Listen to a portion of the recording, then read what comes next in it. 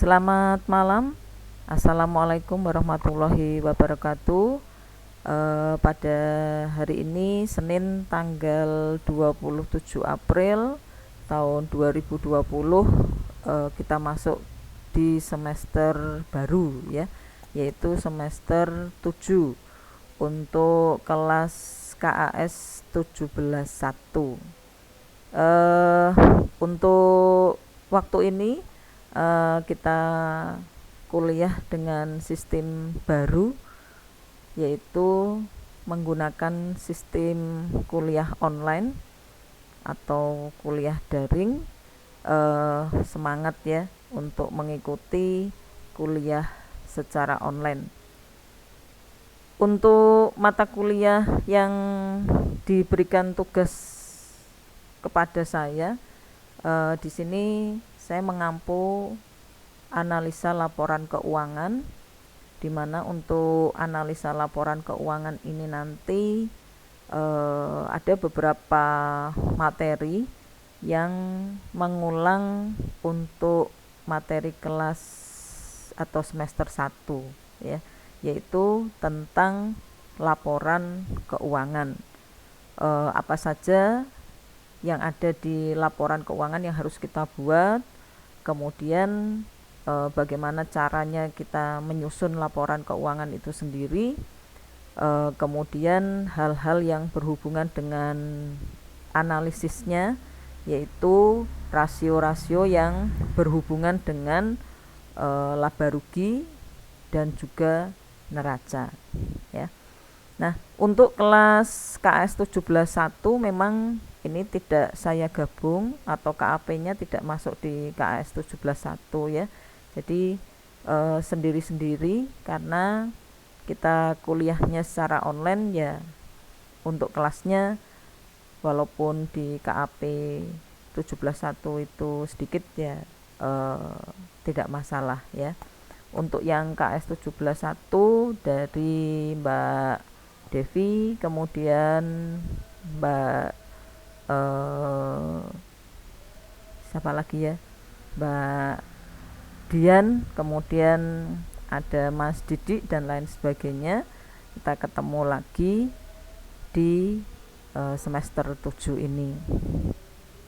Nah, di dalam analisa laporan keuangan ini tidak berbeda dengan mata kuliah yang saya ampu waktu semester-semester yang dahulu, yaitu di dalam kontrak kuliahnya nanti ada tugas-tugas ya, baik itu tugas individu maupun untuk tugas kelompok. Jadi walaupun kita masuk di kuliah online, tetapi untuk tugasnya masih sama. Untuk pengumpulannya nanti ya juga kita menggunakan email atau menggunakan WhatsApp ya. Kemudian untuk pertemuannya juga sama, yaitu nanti ada ujian tengah semester pada pertemuan yang ke-8 dan pertemuan yang ke-16 adalah untuk ujian akhir semester. Nah, karena di sini kita menggunakannya secara online, berarti untuk presentasinya mungkin belum bisa saya berikan ya, karena nanti untuk presentasi kalau dalam bentuk kelompok mungkin terlalu sulit kalau kita lakukan secara online ya. Ya, kita mulai saja. Apa saja yang ada di dalam materi pada pertemuan pertama hari ini, di mana untuk pertemuan pertama saya masih memberikan materi tentang pengantar ALK ya, saya singkat saja ALK ya, dari analisa laporan keuangan. Mungkin ada yang tahu apa sih laporan keuangan itu, kemudian apa saja yang harus kita buat dalam laporan keuangannya. Kemudian di dalam laporan keuangan hal-hal yang harus kita perhatikan itu apa saja. Kemudian tujuannya ataupun fungsi dari laporan keuangan itu harus dipahami ya. Jadi mungkin Anda bisa membuka-buka lagi di semester 1, bisa melihat lagi bagaimana caranya menyusun laporan keuangan, kemudian unsur-unsur yang ada di masing-masing laporan keuangan jangan sampai salah, baik itu untuk neraca, kemudian ada laba rugi, ada arus kas, dan lain sebagainya ya. Kita mulai saja di dalam pembahasan pengantar ALK-nya. Yang saya terangkan pertama kali di sini adalah tentang ruang lingkup dari analisa laporan keuangan. Ruang lingkup untuk analisa laporan keuangan ini berisi tentang tadi ya, seperti yang saya jelaskan, hal-hal yang nantinya akan berhubungan dengan ALK-nya. Ya, kalau kita lihat di slide kedua ini, bahwa analisa laporan keuangan itu merupakan satu bagian penting dan terintegrasi ya dari analisis bisnis. Analisis bisnis itu merupakan proses untuk mengevaluasi prospek dan juga resiko ekonomi dari suatu entitas perusahaan. Ya, jadi bahwa dalam analisis bisnis ini merupakan suatu proses untuk mengevaluasi prospeknya ya, karena di analisa laporan keuangan itu juga kita menganalisis bagaimana keadaan keuangan kinerja perusahaan, kemudian resiko-resiko apa yang akan dihadapi oleh perusahaan tersebut. Ini kita masuknya di analisa dan juga ke bisnisnya ya. Kemudian analisis tersebut nanti meliputi analisis lingkungannya bisnis, jadi lingkungan di internnya maupun pada lingkungan eksternalnya. Kemudian analisis strateginya itu bagaimana agar perusahaan itu tetap berdiri, agar usaha itu tetap berjalan, walaupun kalau kita melihat dengan adanya keadaan yang sekarang ini ya, itu banyak sekali usaha-usaha yang harus ya istilahnya tidak berjalan, harus ditutup.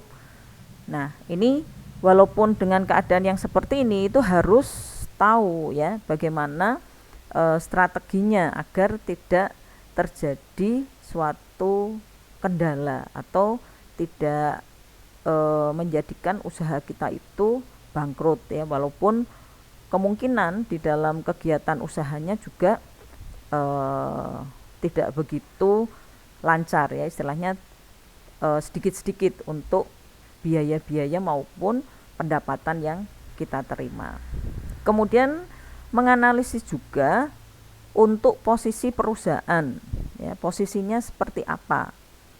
Dan yang paling penting di sini mengenai analisis kinerja keuangannya, karena di analisis kinerja keuangan itu masuk semua rasio keuangan perusahaan. Ada rasio profitnya, kemudian ada rasio untuk likuiditasnya ya, dan lain sebagainya. Kita lihat di dalam slide yang berikut. Di sini adalah contoh dari laporan keuangan. Saya mengambil contoh yaitu dari Bank Syariah ya. Ada cash aset atau yang kita sebut dengan kas, di mana saya mengambil 3 periode, walaupun di situ tahunnya lama, tapi kita melihat untuk contoh-contoh unsur-unsur ya data keuangan dari suatu bank syariah. Kemudian ada total deposit atau total deposito untuk tahun 2000 dengan 2001 ternyata ada kenaikan yang lebih besar ya, tapi kalau kita melihat di tahun 1999 di situ sangat kecil ya. Kemudian untuk kenaikannya di tahun 2000 dengan 2001 itu sangat besar sekali. Kemudian untuk rekening-rekening yang lain, atau kita lihat dari laba tahun berjalan, kemudian ada opening income-nya, ada pendapatan non operasional, itu juga ada kenaikan ya, tapi ada juga untuk penurunan, yaitu pada cash asetnya, dimana untuk cash aset tahun 2000 itu jauh lebih kecil, jadi menurun, tapi pada tahun 2001 itu kenaikannya sangat signifikan. Nah, kemudian hubungannya apa ya data keuangan yang saya berikan di sini dengan analisa laporan keuangan? Kita lihat. Nah, inilah yang nanti akan kita buat tentang analisa laporan keuangannya. Jadi mulai dari quick ratio, kemudian ada banking ratio, kemudian ada primary rasionya, kemudian ada capital ratio, ada ROE, kemudian ada GPM-nya. Nah, inilah yang nantinya akan kita buat suatu analisis dari laporan-laporan tadi, di mana kalau kita lihat dari segi likuiditasnya, ternyata quick ratio dari tahun 99 ke tahun 2000 itu terjadi penurunan, yang tadinya 49,19%, kemudian tahun 2000 menurun menjadi 10,46%. Tetapi di manajemen keuangannya dari pihak bank untuk yang muamalat tadi, atau bank salah satu bank ya di situ bank. Nah, ini ada kenaikan sebesar 50,41%. Ya, ini dilihat dari segi likuiditas. Kemudian kalau dilihat dari segi solvabilitas itu juga ada kenaikan, ada penurunan. Nah, nanti yang akan kita teliti itu seperti ini. Ini gambarannya ya. Apa sih yang akan kita pelajari, yang akan kita hitung dalam analisa laporan keuangannya. Nah, kita lihat untuk laporan keuangan yang berikutnya. Ya, walaupun di sini sudah pernah Anda dapatkan dan juga setiap masuk ke dalam akuntansi mesti ketemunya tentang laporan keuangan. Laporan keuangan ini sangat perlu dibuat oleh pihak yang memiliki usaha ya. Ya, mungkin dari kelas KS 17.1 ini sudah banyak yang bekerja, kemudian juga ada yang mempunyai usaha. Nah, kita tanya saja, apakah di dalam usaha atau pada tempat perusahaannya itu dibuat laporan keuangan. Kemudian kita tanya lagi, laporan keuangannya untuk apa sih ya. Contohnya saja mungkin yang saya tahu Mas Didik ya, itu punya usaha. Nah, dibuat enggak laporan keuangannya? Nah, kalau dibuat laporan keuangan, kemudian fungsinya untuk apa sih laporan keuangan itu? Apakah hanya untuk diri sendiri, maksudnya dari pihak manajemen internalnya, kemudian hanya digunakan sebagai ya pelengkap saja kalau kita punya usaha harus membuat laporan keuangan ya, atau mungkin tidak perlu kita membuat laporan keuangan, pokoknya saya punya uang ya, kita mendapatkan laba, apakah hanya seperti itu saja? Atau mungkin yang lain yang punya usaha di rumah atau di tempat pekerjaannya, Anda bisa menanyakan laporan keuangannya untuk apa ya, tujuannya dibuat itu juga untuk apa. Nah, kita bahas di sini bahwa laporan keuangan sangat perlu dibuat oleh pihak yang memiliki usaha, di mana laporan ini untuk mengetahui kondisi keuangan perusahaan ya. Walaupun kita hanya membuat hari ini ada pendapatan sebesar 500.000. Kemudian ada pengeluaran biaya-biaya sebesar 150. Berarti ada keuntungan 500.000 dikurangi 150. Jadi dikurangi dengan biaya. Ya. Pada mulanya laporan keuangan bagi suatu perusahaan itu hanyalah sebagai alat penguji ya dari pekerjaan bagian pembukuan. Kemudian tetapi dengan adanya laporan keuangan yang didasarkan untuk pihak internal dan pihak eksternal menilai posisi keuangan perusahaan, kemudian laporan itu dinilai sangat penting, maka laporan keuangan di sini tidak hanya sebagai alat penguji saja, tetapi digunakan untuk menilai kinerja keuangan perusahaan. Kemudian berguna bagi pihak-pihak yang memang membutuhkan. Nah, pihak-pihak yang memanfaatkan laporan keuangan antara lain ada calon investor, ada kreditur, ada instansi pemerintah. Kalau kita lihat, kita buka lagi di dalam pembahasan waktu akuntansi dasar, pihak-pihak yang memanfaatkan laporan keuangan itu ada dua ya, yaitu pihak internal dan pihak eksternal. Ya, di mana untuk pihak internal itu adalah pihak yang ada di dalam perusahaan. Ya, kemudian kalau pihak eksternalnya ya seperti yang di sini, yaitu dari investor, calon investor, kreditur, kemudian instansi pemerintah dan lain sebagainya. Sedangkan kalau pihak internal ya dari dalam diri perusahaan itu, yaitu pemilik, manajemen internalnya itu termasuk ke internalnya. Sekarang kita lihat apa sih pengertian dari laporan keuangan. Menurut Mamdu yang diambil dari buku analisis laporan keuangan, bahwa laporan keuangan itu adalah laporan yang diharapkan bisa memberi informasi mengenai apa? Ya, mengenai perusahaannya. Kemudian digabungkan dengan informasi yang lain seperti industrinya, kondisi ekonominya.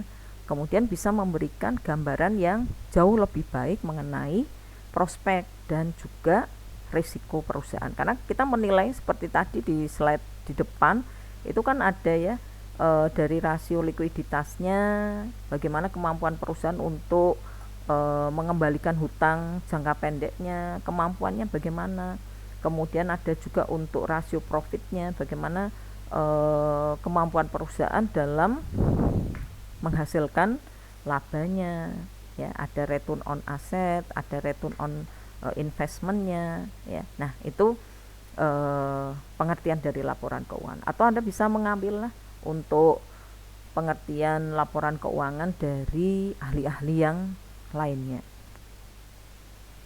Nah, kalau dilihat dari standar akuntansi keuangan PSAK, bahwa laporan keuangan itu laporan yang menggambarkan dampak keuangan dari transaksi. Ya, betul. Ya, kalau kita membuat laporan keuangan, jelas laporan itu dampaknya dampaknya dari transaksi. Transaksi ada, laporan baru bisa kita buat. Atau dari peristiwa lain yang diklasifikasikan dalam beberapa kelompok menurut karakteristik ekonominya. Ya, dari laba ruginya tadi, dari neraca, yaitu.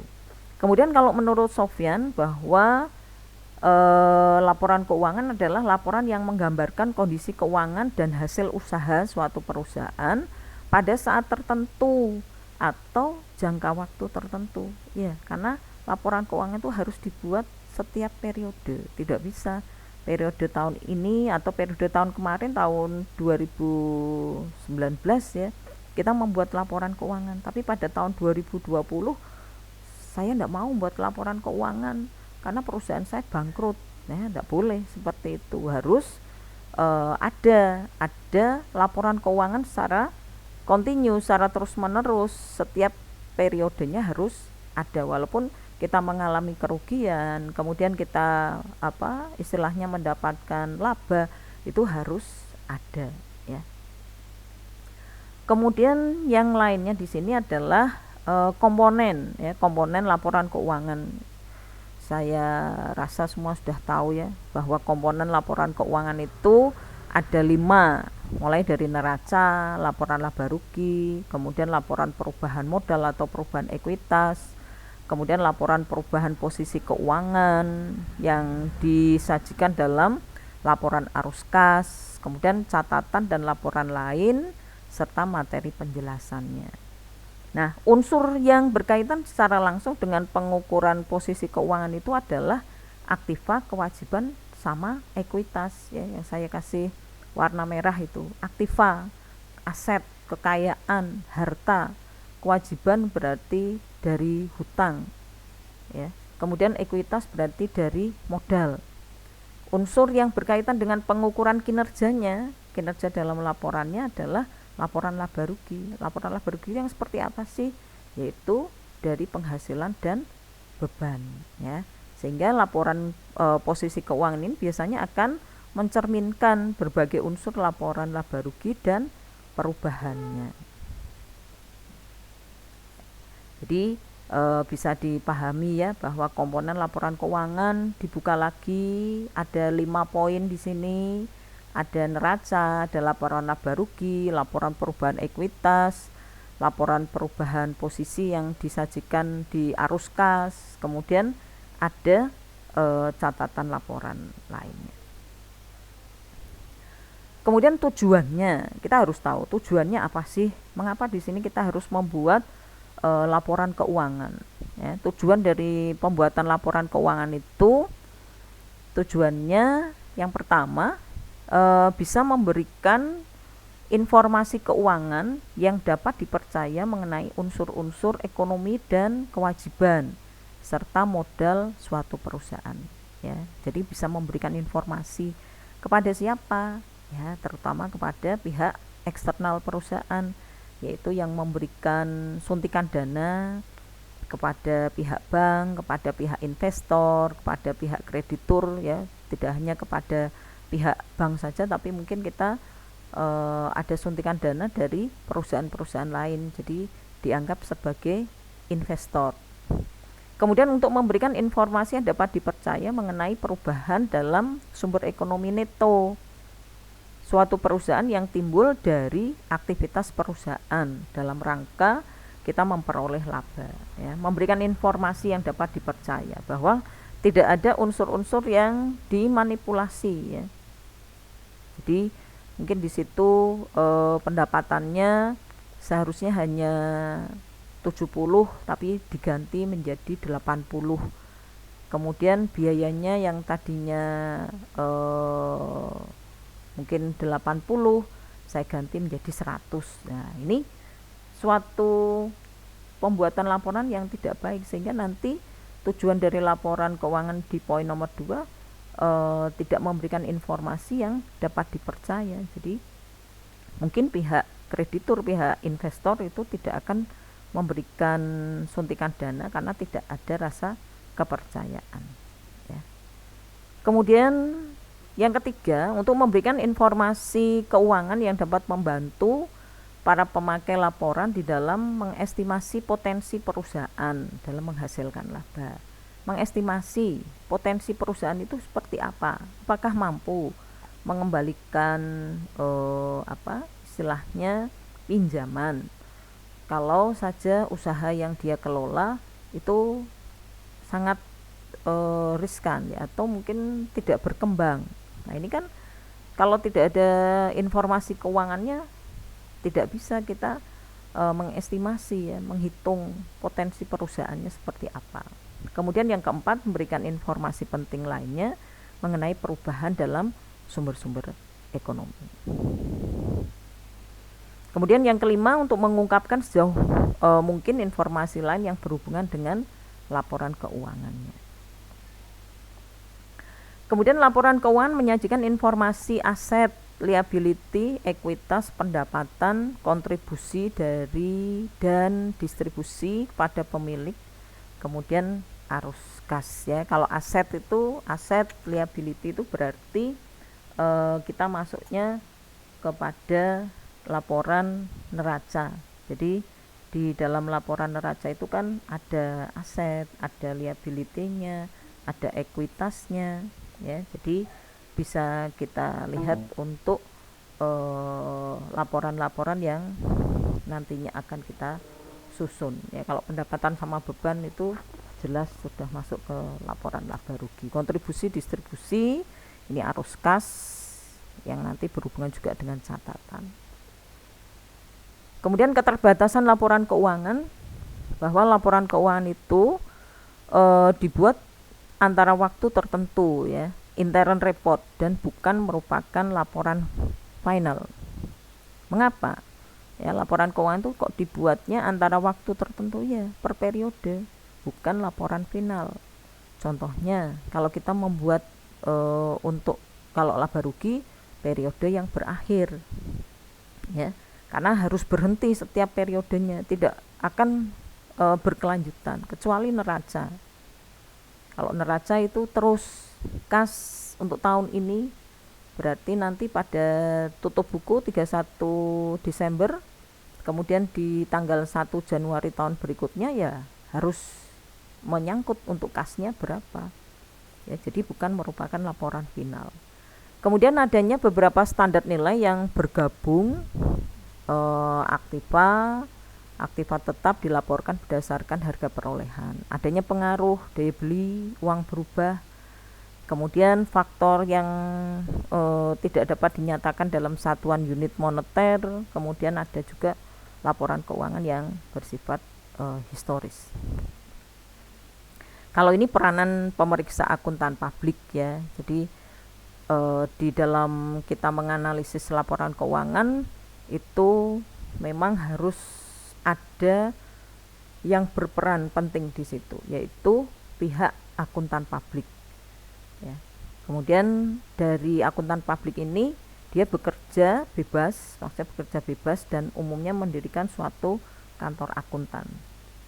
Kemudian di dalam pemeriksaannya dia tidak akan istilahnya hanya memberikan jasa ya, jasa perpajakan, jasa konsultasi manajemen. Jadi tidak istilahnya kita langsung melakukan suatu maksudnya membuat suatu data yang mungkin tidak sesuai dengan kaidah atau tidak sesuai dengan standar akuntan, itu tidak diperbolehkan.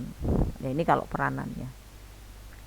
Kemudian bentuk-bentuk laporan dari laporan keuangan kita lihat ya. Laporan laba rugi, masih ingat ya bahwa laporan laba rugi itu ada yang bentuknya multiple step. Kalau multiple step itu disusun secara bertahap, mulai dari kelompok pendapatan dan beban usaha.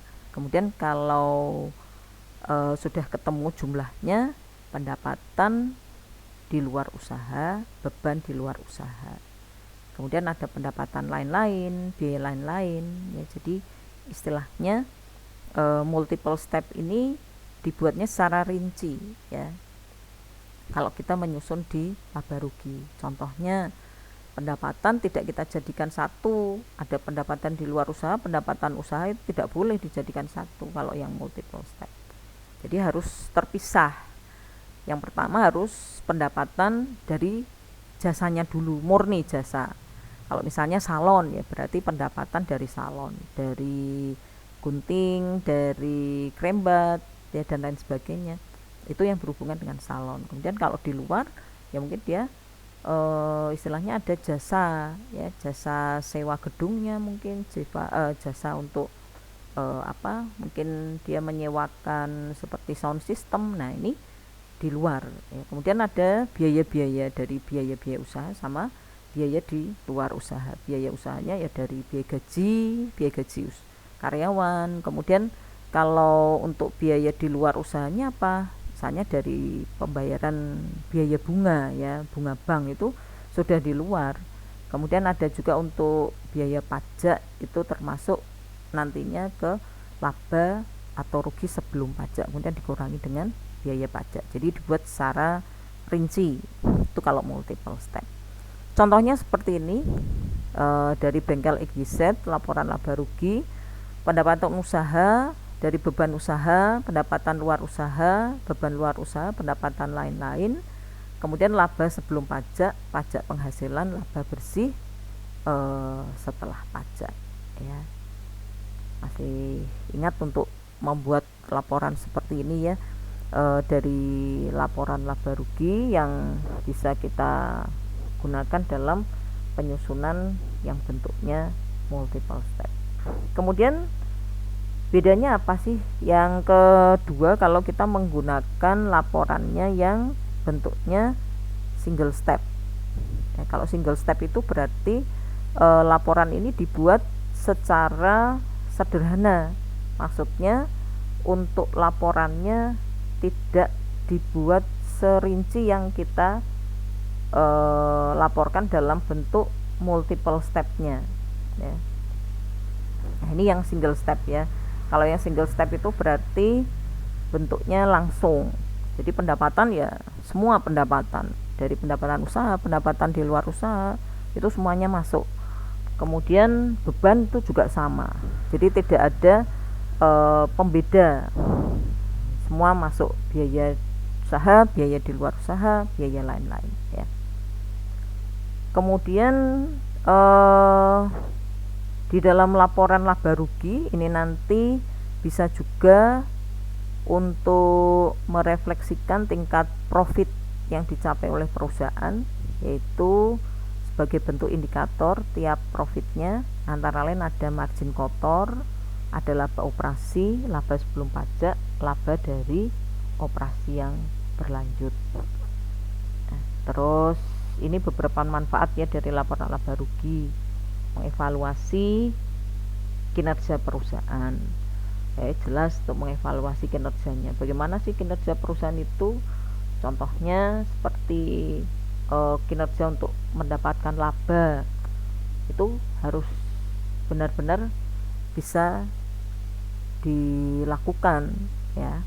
Ada penjualan bersih di tahun pertama itu ada 79, tahun yang kedua menjadi 73, kemudian harga pokok penjualan 54, tahun yang kedua 50, atau tahun yang pertama itu 50, tahun yang keduanya 54. Jadi ada kenaikan. Ternyata laba kotor ada kenaikan sebesar sekian persen.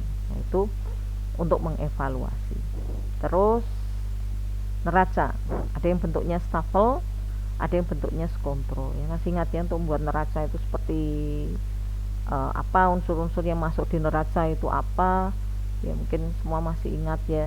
Jangan sampai pendapatan itu masuk di neraca, jangan sampai untuk biaya itu masuk di neraca, tapi untuk neraca itu aset, liability, sama equity. Jadi aktiva sama dengan hutang plus modal. Kalau yang bentuk stafel ya berarti bentuknya disusun secara vertikal. Kalau yang skontro berarti disusunnya adalah kanan dan kiri ya. Yang biasa dipakai ya yang bentuk skontro itu seperti bentuk T ya. Kemudian ini bentuk stafel. Kemudian kalau stafel ya susunannya ke bawah vertikal. Kemudian kalau yang bentuk skontro susunannya sebelah menyebelah. Terus ada juga dari manfaatnya menyediakan basis data finansial untuk mengevaluasi struktur permodalan, perubahan modal. Kemudian ada juga untuk laporan arus kas, di mana untuk laporan arus kas ini terdiri dari arus kas dari aktivitas operasional, kemudian arus kas dari aktivitas investasi, kemudian arus kas dari aktivitas pendanaan. Jadi laporan arus kas itu sendiri istilahnya sebagai pelengkap informasi yang disajikan ya di dalam laporan laba rugi. Kemudian bisa juga laporan arus kas ini memberikan informasi tentang aliran kas masuk dan kas keluar. Tujuannya apa sih dari laporan arus kas? Yaitu harus ada pengelompokan penerimaan dan pengeluaran kas berdasarkan suatu aktivitas. Nah, kemudian ini yang kita contohkan, saya contohkan arus kas dari aktivitas operasi ada, maksudnya aktivitas operasi itu berarti dari kegiatan operasional perusahaan ya. Ada pendapatan asli, ini kalau dilihat dari pembukuan asli daerah, pendapatan dana perimbangan, kemudian pendapatan bagi hasil. Kemudian kalau arus kas keluar yang dari aktivitas operasional, kalau tadi dari kas masuk ya belanja-belanja operasional, jadi biaya-biaya yang berhubungan dengan aktivitas operasional perusahaan. Kemudian ini laporan arus kasnya, contoh yang lain. Dan yang terakhir adalah soal latihan ya. Jadi tadi sudah saya terangkan secara detail. Jadi di pertemuan satu ini ya kita mengulang kembali, review lagi dari mata kuliah dasar akuntansi sebelum kita masuk ke analisisnya, karena dari analisis itu sendiri harus tahu laporan keuangan. Kalau tidak tahu laporan keuangan, caranya membuat laporan keuangan, kemudian apa saja yang ada di laporan keuangan, unsur-unsurnya, ya kalau sudah keliru ya nanti untuk analisisnya juga sulit ya, karena sumber dari analisa laporan keuangan itu ya dari laporan keuangan. Kalau dari laporan keuangan sudah salah, analisis otomatis juga keliru ya. Jadi di sini saya inginkan Anda tahu dulu contohnya seperti apa sih ya. Nah, nanti untuk pertanyaan ini bukan tugas ya, hanya sebagai latihan biasa, maksudnya sebagai PR. Anda bisa mereview dari mata kuliah yang di semester 1, kemudian yang tadi sudah saya terangkan juga. Jadi tahu dulu seperti apa sih kita mau membuat untuk analisanya, kemudian sumber analisa sendiri itu dari mana, ini yang kita harus perhatikan ya. Nanti untuk soal ini dikerjakan saja di buku, karena kita kuliahnya secara online. Nanti untuk jawabannya bisa Anda fotokan, kemudian dikirim ke WA saya ya. Batasannya kan tidak besok ya, tapi 1 minggu berarti Senin depannya nanti saya koreksi. Istilahnya Anda kalau secara kita ada tatap muka, secara offline ya saya lihat buku catatannya ya, tapi karena di sini kita secara online ya berarti Anda harus kirim laporan ke saya. Kirim ke WA boleh, difoto terus kirim, tulisan tangan saja tidak apa-apa, atau mungkin mau diketik terus dikirim ke saya juga boleh, ke email juga boleh. Jadi nanti hari Senin bisa atau sebelum hari Senin bisa saya koreksi semuanya, sudah masuk semua, kemudian kita lanjut untuk materi yang berikutnya ya. Nanti untuk hal-hal yang masih bingung silahkan ditanyakan lewat chatting, WA, atau mungkin Anda kirim email. Kemudian untuk absen silahkan masuk ke Siakat, tidak bisa Anda WA saya terus absen, tidak bisa ya, karena kalau sudah masuk Siakat otomatis nanti di situ sudah tercatat, begitu ya. Saya akhiri untuk pertemuan pada malam hari ini. Terima kasih. Wassalamualaikum warahmatullahi wabarakatuh.